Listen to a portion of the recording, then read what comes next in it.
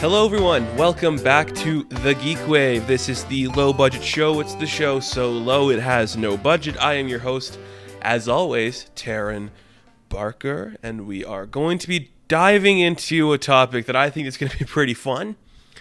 I usually make notes for this show because I'm like, let's dive into some more of the deep stuff. We'll get into some things I like, maybe some things I didn't like. But for this episode, I didn't make any notes. There's a couple reasons. First off, I've been way too swamped to make notes, so I just didn't really know what to say. And then second off, what notes can I make?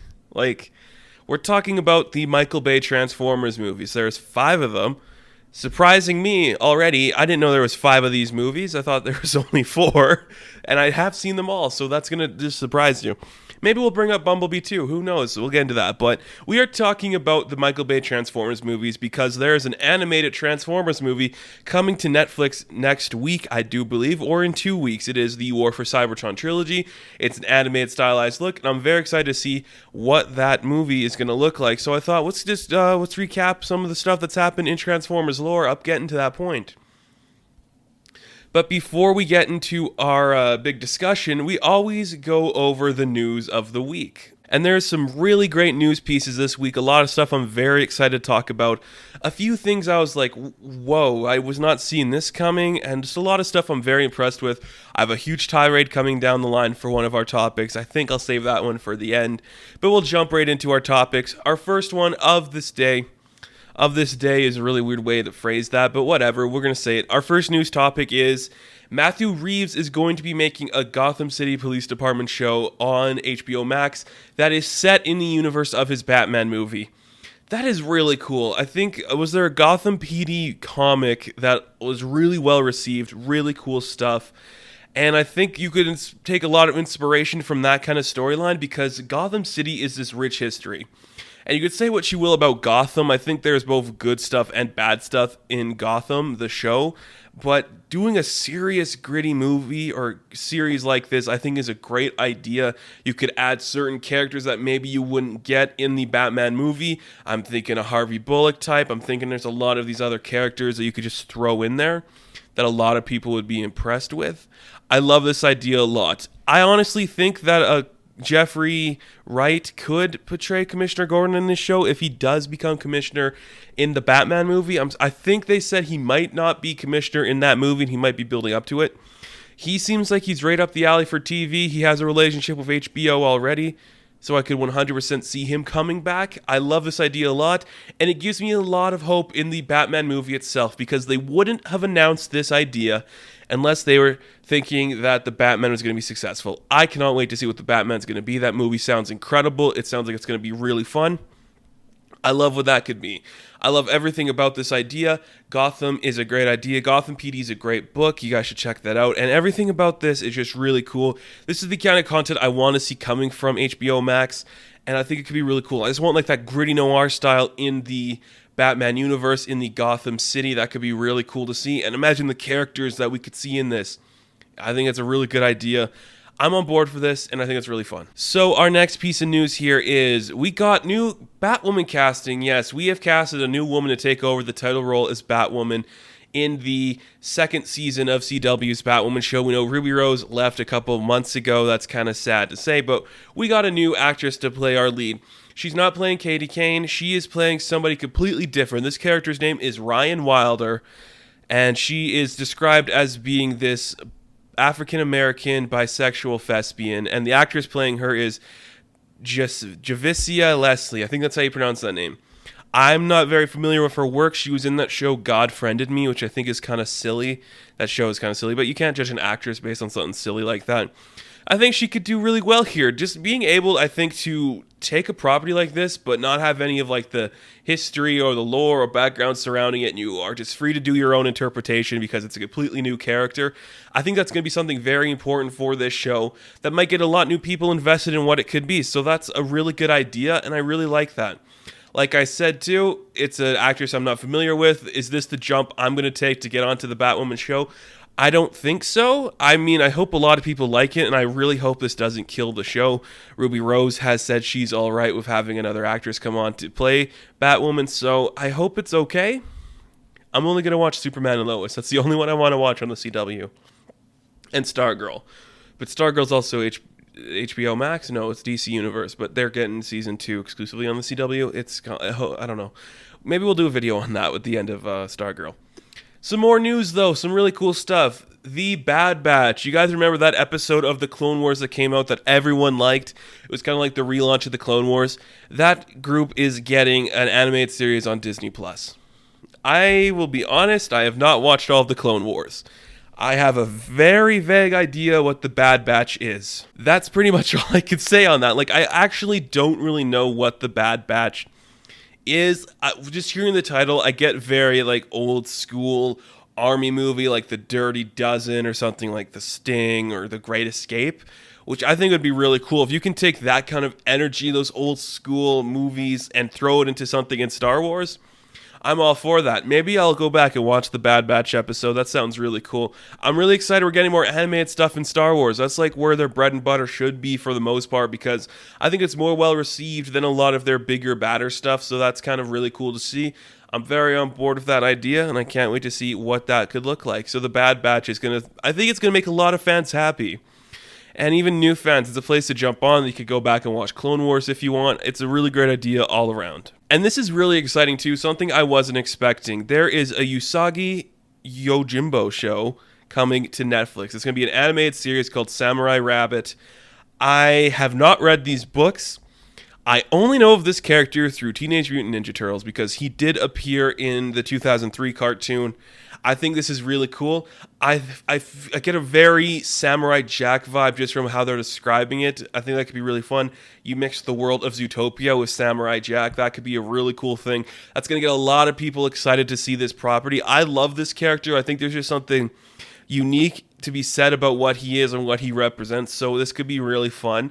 And it's a story that a lot of people know, but it's not like in the popular zeitgeist like a lot of these other properties are. So if you want to bring this into fruition, I think that's a great idea. I think Netflix is knocking it out of the park with some of the ideas they're doing for their animated series. I love the idea of the Cuphead show, and I'm so excited to see how that looks.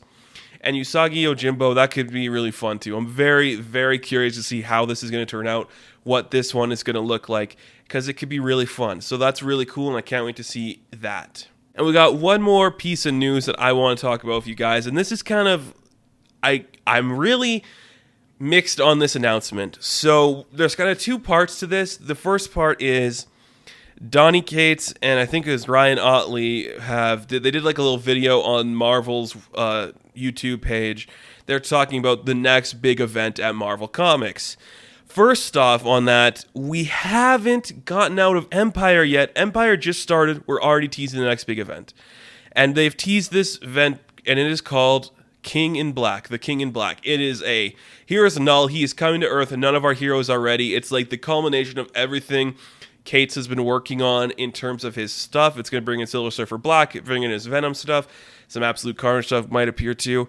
I don't know. I don't think Null's that interesting. I described Null before as the Batman Who Laughs of the Marvel Universe. He looks cool and it's an interesting concept, but in reality, there's not really that much interesting story with him. That being said, too, they kind of also said that this is going to be the most metal story Marvel has ever made. That to me sounds like a direct shot at the success of death metal and metal from Snyder and Capullo. That, honest to God, sounds to me like Marvel is like, we need to market off the success of metal and do our own hardcore rock and roll event. That's what that sounds like to me, and that infuriates me to no end. Marvel should not be trying to copy what DC is doing. I really don't like that. I'm going to give them the benefit of the doubt, but we'll have to see what happens there. And then just the other day, we get the announcement of a book from Tom Taylor. What? I thought Tom Taylor was exclusive at DC.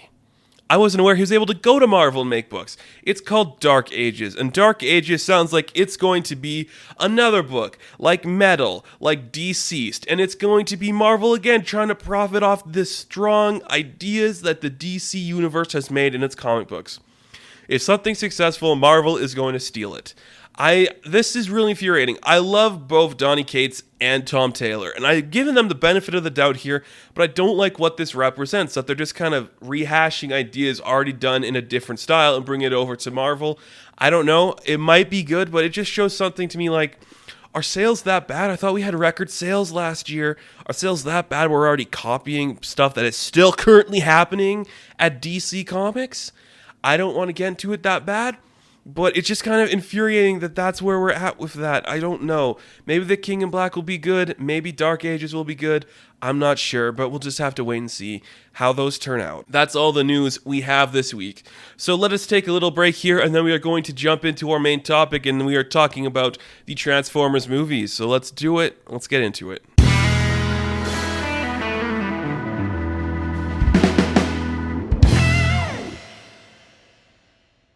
So like I said, we're talking about the live-action Transformers movies, all produced by Michael Bay. There's a couple of things we're going to talk before we get into the individual movies.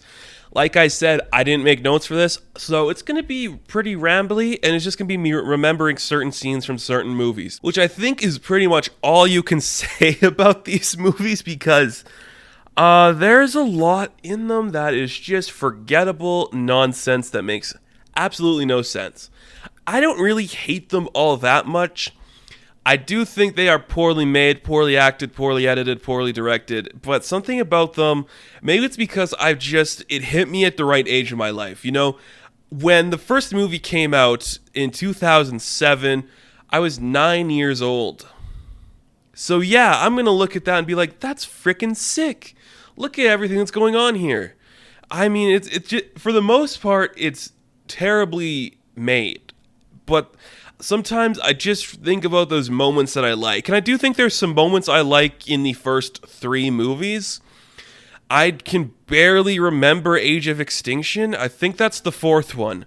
We'll get into it when it gets to the Age of Extinction part, but all I know is that's when Mark Wahlberg showed up, and for some reason that felt terrible as compared to Shia LaBeouf, which just makes me think, either Shia LaBeouf's a genius or Mark Wahlberg has sunk so low he's not that talented anymore. And I'm just thinking, wow. We live in a universe where literally the same franchise as Shia LaBeouf and Mark Wahlberg playing completely different roles, but the one that should suck is better than the one that doesn't. I don't know. It's weird. I want to say this before we get in here.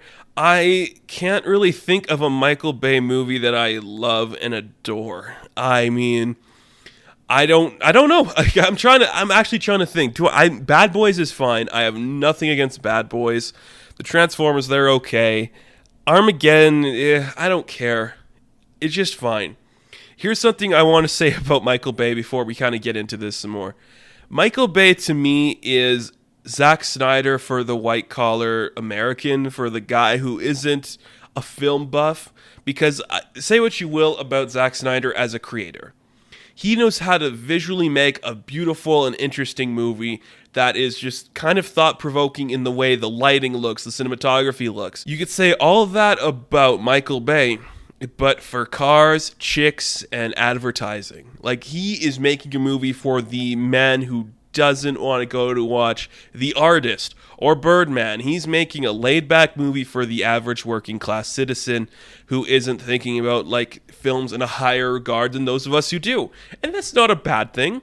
I think it's healthy to have a balance of both. It means we can make a lot more movies, a lot more people can enjoy the cinema experience, but at the same time, Michael Bay hasn't really made a lot of good movies. He's just managed to make a lot of money making his movies, which you got to respect the guy for doing that, right? Like, you're making a mediocre film for $200 million and you're making your money back. So I got to respect the hell out of him for that, because that's impressive.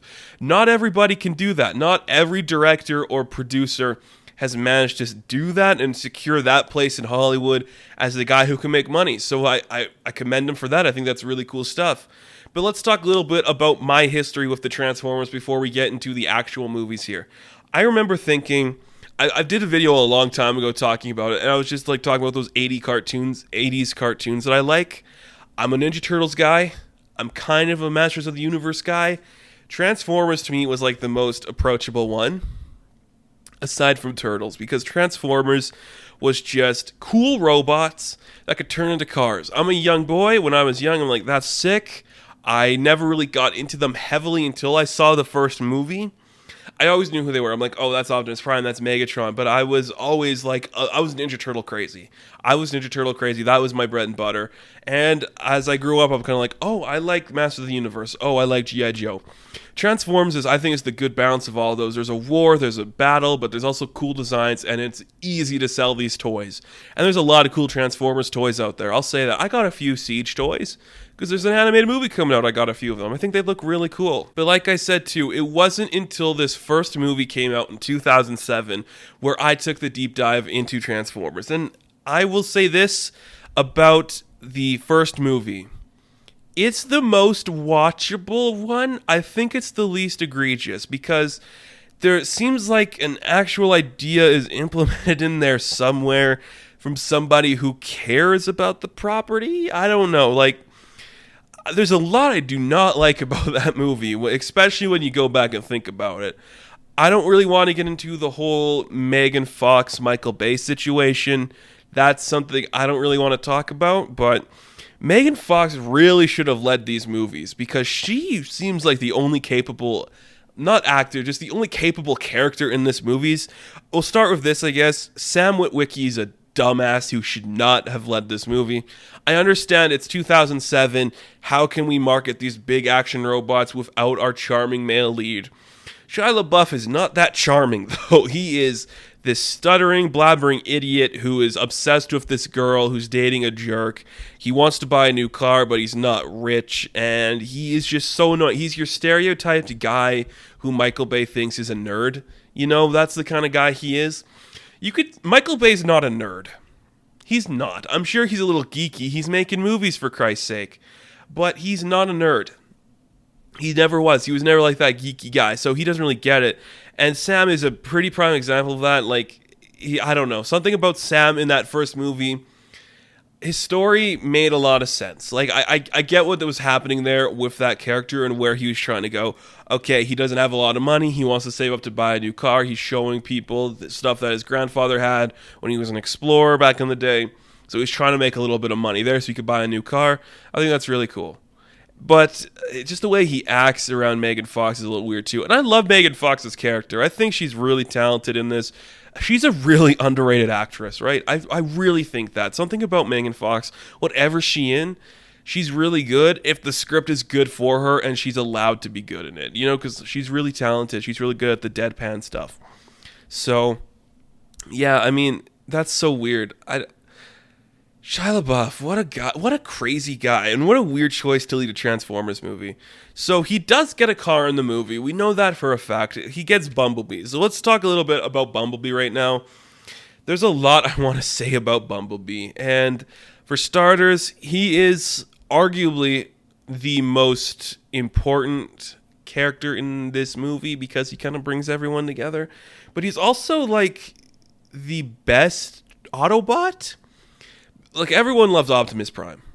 But Bumblebee is like that youthful energy that the kids can relate to.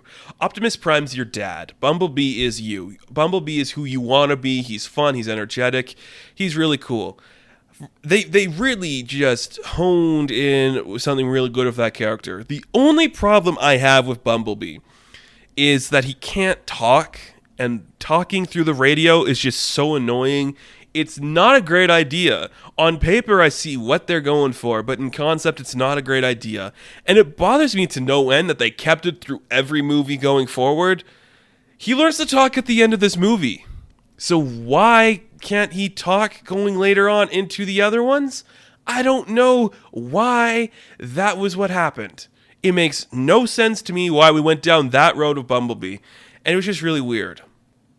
I think my favorite scene in this movie was actually kind of the beginning with Blackout as the helicopter and he's attacking the military base. I think that was shot really nice. It looks really cool.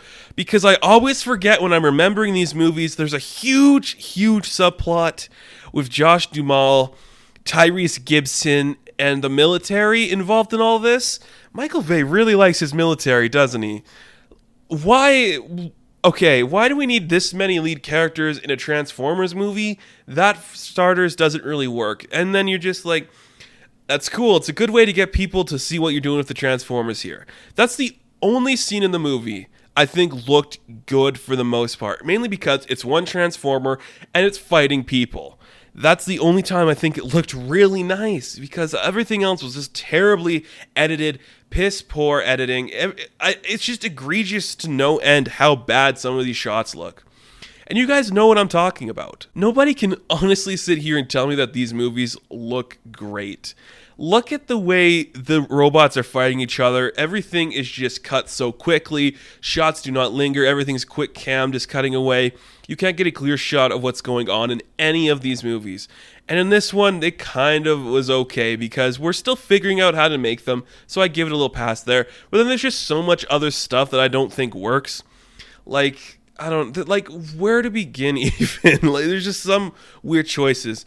Like, do you remember that scene where all the Autobots are introducing themselves, and then Jazz is just like, "What's up, bitches? This is like a cool place to kick it." Like, what? What the hell was that? Why is there subtle racism in a Transformers movie? They're robots. Like, what the hell was that? It gets way worse in the sequel. And we'll bring that up in a bit here. But I'm just like, why are we doing that? Why are we doing the scene where the Autobots are hiding outside of Sam's house when they could easily turn into a car and then just park on the street? Like, you don't trust Sam enough to do it? Like, come on, that's dumb. I think one of the best parts of this, too, is Peter Cullen did come back to voice Optimus Prime for these movies, which that works really well. His voice is great. Hugo Weaving as Megatron, I'm still a little bit iffy on. Even now, I just think he's doing something cool there, but it's not great. And I want to talk about this a little bit, too, just because I think I understand the need to do it when you are updating a classic look from a cartoon, you know? Those G1 looks are very ingrained in people's minds, especially of the time of the people that watched that cartoon growing up. I have no problem with updating the looks. I don't. I think that's fine. You could do that easily. My problem is when you're giving them too much facial features. Like, why does Optimus Prime need to have a big nose and able to move his mouth all the time and all? It's just, that gets really weird. And then you just see, like, why does Ratchet look like he's got, like, a pig face with glasses on? Why does Jazz, like, there's some weird stuff in there. That's like my biggest thing with that. Like, the designs could easily have translated from the G1 look, but I understand the need to update it because you want to be different than your counterparts. Like, everyone does it. It happens in every movie. I get that. But the looks are just too over-designed, you know? They're not streamlined enough. You can see like every gear and socket and everything moving, and you're like, we don't need that. People don't really want to see every little movement that's happening here. And you could get by just showing us the little things. You know, it's not going to be a big deal. Megatron is the biggest accuser of this because he looks awful. Starscream looks really stupid in the face, and I think Ironhide looks dumb. Ironhide looks like a bull. He does. It is ridiculous. And I kind of like that we kind of cut back on the amount of Transformers in this first movie. We got like 5 Autobots. We have like 5 Decepticons maybe. That works for the most part. That end battle is okay. I don't know.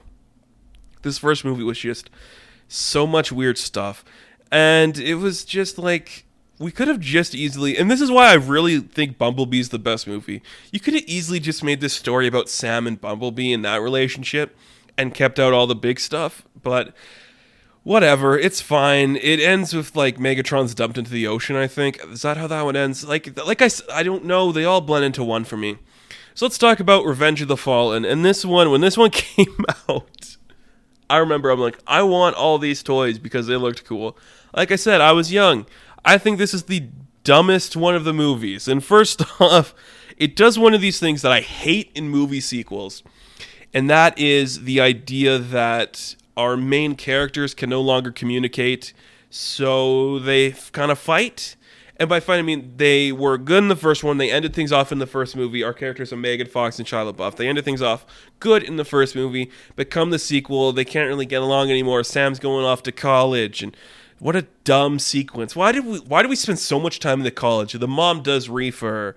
There's a cute girl that's kind of into Sam. He's got a weird roommate. I don't understand why we needed this. Especially when we're filling out the time with the Autobots working with the military. We could easily have one of those storylines. You could easily have had not Sam. Sam didn't need to come back. Sam had no reason to come back. And why, I don't know. Like, oh, it's so dumb. Like, everything about these movies, they're so dumb. I think the funniest scene in this movie is when, like, the Decepticon is, like, looking like a sexy woman, and then she's hitting on Sam, and then, like, what the fuck? You know? Like, what? Who thought that was gonna be a good idea? I mean, really? It's a sexy woman that's a robot. It's so stupid, and it looks ridiculous. I don't know what's going on in this movie. So I guess the main kind of like thing is there's like these huge, like I said, I'm not taking notes for this because I'm not dedicating that much time to Transformers. There's like 7 primes. Were they primes? And they were like the leaders of the Cybertron world. And then one of them turned. He became the Fallen. And then he kind of had like this matrix that he could use to take over the world or something. And now our Decepticons want to find it to bring him back. Really weird stuff. Bad stuff, actually. It does... God, this movie. These movies are so bad. They're so stupid. Like, Skids and Mudflap, I think, is the perfect example of how not to make a character for kids. Racist as hell, man. Skids, they're robots. Why do they need to be illiterate dumbasses parodying the voice of stereotypical African American stuff from a time that shouldn't be acceptable when this movie came out? Why did we do that? I do not understand. You know, another thing about these movies, too, is John Turturro is in them, and he's a fantastic actor. He's going to be in the Batman. We brought that up earlier in the show. What is his point? Why is there just so many side characters that are coming in and out of all these things? I do not understand it. Is Optimus Prime dies in this one, right? Like, he dies at the beginning, and then we resurrect him with the Matrix later. I think that's what happens. I can't remember. I just remember, like, I had the soundtrack to this movie. There was Linkin Park on it, rest in peace, man. And then there was Nickelback was on it. Like, this movie was just an abomination. These movies, man. What the hell was up with Jetfire in this movie? He was like an old crotchety man. Why would a Transformer need a cane? That makes no sense to me. What a weird thing to throw in there. Really dumb. Were the RCs in here? I think we had RC in this movie. There's some female Transformers. They looked way too sexualized. What a weird thing to do. Again, why do we have so many of like these main characters? We don't really need Shia LaBeouf or Megan Fox. We don't need Josh Duhamel or Tyrese Gibson, and we don't need John Turturro. You could focus on one of them. It worked just as fine. There's a battle in the desert in this one, which I think is to appeal more to the international demographic. That's whatever. That's fine. Like, of course you're going to have that. It looked okay for the most part. We have Devastators in this one. But didn't we use Devastator robots at the last one that aren't part of Devastator in this one? What the hell? Devastator looked so bad in this. It was terrible to look at. What a dumb concept that was. Do people like these movies? I'm really genuinely asking, because I think they're terrible. Is Megatron's in this one, right? I don't even know. Like, they're really bad.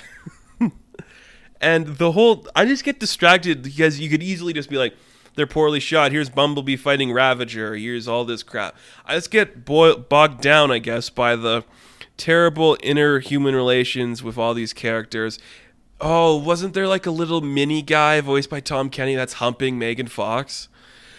Was his name Wheelie? Hoops. I don't remember. There's like you guys know what I mean. There's that little robot that's like humping Megan Fox. Ew, what the hell was that? What a weird thing to do. Man, this was dumb. And I really want a good Transformers movie. That's why I'm kind of excited for Cybertron, just because I'd like to see Optimus Prime and Megatron in the struggle to fighting each other, because they are brothers. You know, they're close. They were somebody, and it's a Shakespearean story where they get torn apart and they have to fight each other.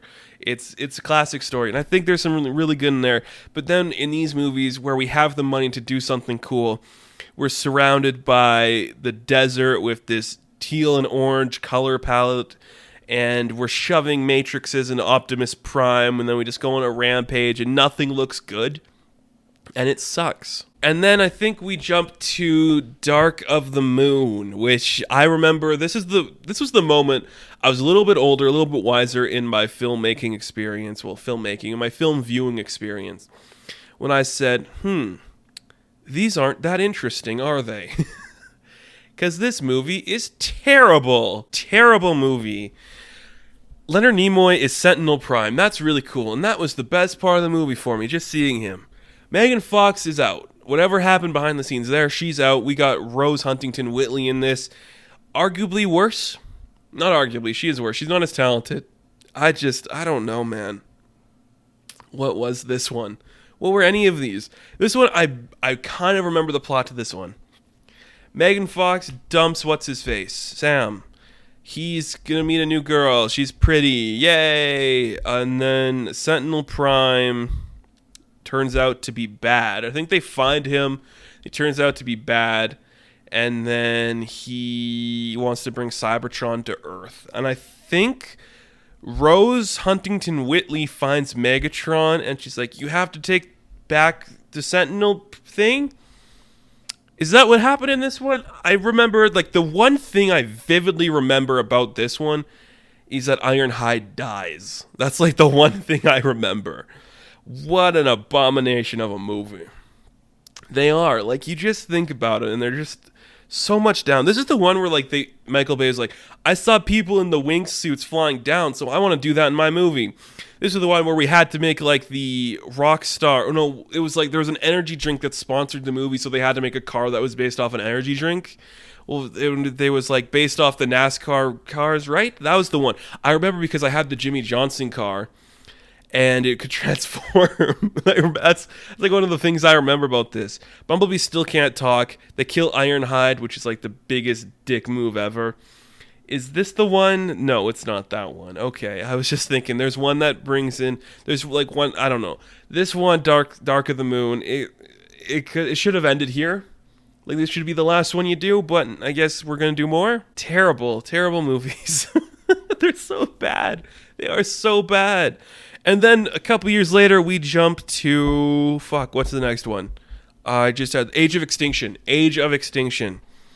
Why can't Grimlock talk? That's one of the only things I remember about this one. This one, I saw this one once. The first three, I think I've seen at least 10 times each, just because I don't know, for some reason, my mom is obsessed with these movies. She loves them to death. She rewatches them all the time. I don't get it. She's a smart woman and she likes stuff that are good, but she likes these. I don't get it. So I watched them with her a bunch and I don't get it. It's just weird. So, Age of Extinction. This is the one with Grimlock and all the dinosaurs. Is this the one where we get Shockwave looking like Shockwave? Yes, this is the one where Shockwave has the weird dirt thing. Another thing I want to bring this up too. I just kind of forgot to talk about it earlier. Soundwave is my favorite Transformer. I think he looks the coolest. He was terrible looking in these movies. He looked awful. He just looked like a mix of Megatron and Starscream. Nothing about him worked in the slightest. What a terrible looking character. I hated it to no end. All right, back to Age of Extinction. What happened in this one? Shia LaBeouf's out. Mark Wahlberg's in. So stupid. He finds Optimus Prime hibernating or something. I just remember, this is the one where there was the huge backlash because they spend more time explaining why a 17-year-old can date a 14-year-old or something. Or is it why an 18-year-old can date a 14-year-old? Because of the Romeo and Juliet clause. They spent so much time explaining that so it wouldn't be weird. Just make the actress older. Just say she's older. She could be a younger actress. You could just say she's 16. That must be the age of consent. Why'd you have to explain that? I think TJ Miller is in this movie and he dies. There's just nothing memorable about this. Is this the one of Kelsey Grammer? And he's kind of bad. He's the age of the Transformers is over. That's a terrible Kelsey Grammer. But they kill Ratchet. Ratchet was my favorite Autobot from the first movies, just because I thought there was at least something interesting about him. And I think they fight on a giant space pillar in this one. I don't know. I don't know. They're so forgettable. They're so forgettable.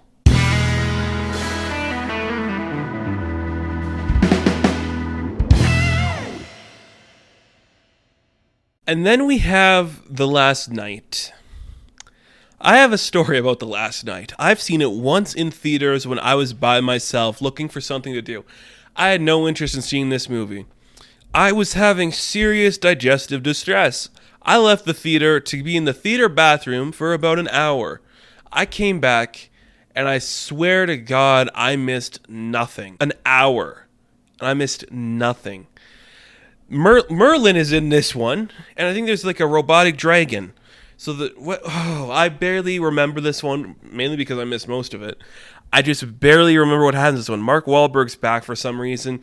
The girl that plays Dora, and Dora is one of my favorite movies of the past year, is in this one, and she's like, they try to do the Stranger Things thing, I think, right? There's like a bunch of little kids, and she's like, no, the robot's my boyfriend, you can't talk to me, and something like that. It got so boring. I don't even remember what the plot is, except that Merlin's in it for some reason, and there's the round table, and then in the present day, what happens? I don't even remember what happens. The one takeaway I had from this movie is Hot Rod was in it, and he's like one of the coolest Transformers, and I think he was French. That's like all I remember about it. God. Oh, this was the point I think where everyone said we're done. This had to be the point, because where do you go next? You've ruined so much. It was so bad, and I don't even remember it. So this was the point, I think, where everyone said, we're done here. We don't want to do this anymore. Please stop. You're not making more money anymore. It's diminishing returns at this point. We figured you out, Michael Bay. We're done. So we wait a little bit, and then we get a reboot with Bumblebee. And Bumblebee is a really surprisingly entertaining movie. I think out of all of them, it's the one with the most heart, the most humor, the most interesting story, the only one of actual character moments, I think. But again, it does that stupid trope where Bumblebee can't talk. I hate that. He should talk. What's the point of having him talk? It's dumb. The Autobots and Decepticons look like they're G1 forms, and we learned that it can work on the screen. It worked good. Haley Steinfeld's a better actress than everyone in the previous movies. She really made that chemistry work, and setting it in the past makes it a lot better, because then you don't have to be bogged down by modern technology. And we should do that with a lot more movies. If your movie doesn't need to be set in the modern day, don't have it set in the modern day, because then you don't have to worry about things like cell phones and satellites and all that crap. So saying in the 80s, great idea. This one actually felt like a movie. It didn't just feel like a bunch of scenes thrown together and that was poorly edited. There's a real story here, and it was really interesting. The Decepticons looked great. Angela Bassett and Justin Theroux as those two Decepticons were incredible to see. And there was an actual thing that mattered here. It was really cool to see. So I hope if we do more live action stuff, it looks like this. And it feels like Bumblebee, because that was really cute and fun. And I think the director was attached to Guardians 3 before James Gunn came back. We did it. We managed to ramble our way through all 6 Transformers movies, and we're better off for it. Are we? No, we're not. But we did it anyways. So that is terrible stuff. This video is going to be terrible. But hey, I did it, and that's all that matters. So thank you guys so much for watching. Before we sign off, let's jump into our recommendations for this week. And as always, I love to give you a couple things to read. So let's talk about this. Read Gotham PD. If that's not the name, I don't remember. It's from Greg Rucka. You'll find it. It's really good stuff. Check it out. And go check out Usagi Yojimbo's books. Those are really fun too. But if you want something to watch from Transformers, watch Transformers the movies from 1986, or watch Bumblebee. Both are very well done and worth your time. So thank you guys so much for watching this video. Be sure to like and subscribe to the channel. As always, you can check me out on Instagram, Patreon, Twitter, all that good stuff. And I'll see you guys in the next video. If you have a suggestion you'd like to see me talk about on the GeekWave, email me. I'm very curious to see what you guys think. So thank you again for watching, and I'll catch you in the next video. Have fun. Stay safe. Good luck. Autobots transform and roll out. Tsunami Studios.